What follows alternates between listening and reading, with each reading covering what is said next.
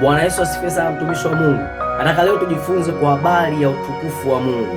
Kuna vitu unaweza kuhendo, lakini hauwezi kuhendo kuishi pasipo utukufu wa Mungu, kwa sababu utukufu wa Mungu ni kila kitu kwa mwanadamu. Utukufu wa Mungu ni utambulisho wa mwanadamu. Utukufu wa Mungu ni kibali cha mwanadamu. Utukufu wa Mungu ni ulinzi wa mwanadamu. Utukufu wa Mungu ni vazi la mwanadamu. Kwa hiyo utukufu wa Mungu ni kila kitu kwa mwanadamu. Kwa hiyo tuone tabia za utukufu wa Mungu.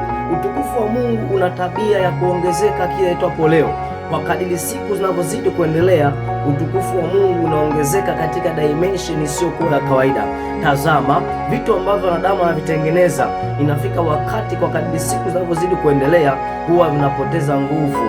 Ndio maana bidhaa ina expire date. Lakini tazama, Mungu ameweka siku. Kwa kadiri siku zinavyozidi kuongezeka, utukufu wake unaongezeka sana. Ndio maana maandiko yanasema kwenye kitabu cha Ufunuo sura ya 5 kwa habari ya malaika wa Bwana na wazee 24 wenye uhai wanne wanainama, wanainuka mbele za kiti cha enzi cha Mungu. Wakiinama, wakiinuka, wakimtazama Mungu, wanamwona Mungu yupo katika dimension ya utukufu usiokuwa wa kawaida, na ule utukufu tena unawafosi kuinama. Ndio maana wanainama, wanainuka, wakiinuka tena nakuta Mungu yupo katika utukufu usiokuwa wa kawaida. Hasa ndio maana nasema kwamba unastahili, Bwana, mwanakondoo uliyechinjwa, kumnunulia Bwana watu wa kila taifa, watu wa kila kabila. Kwa hiyo kumbe, ukiwa na utukufu wa Mungu hakuna mahali utakataliwa. Ukiwa na utukufu wa Mungu hakuna mahali utakosa kibali.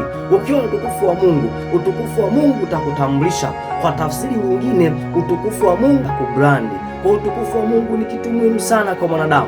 Ndio maana maandiko yanasema, inuka uangaze, maana nuru yako imekujia na utukufu wa Bwana umekuzukia. Utukufu wa Mungu, ukitembea utukufu wa Mungu kila mahali utakubalika.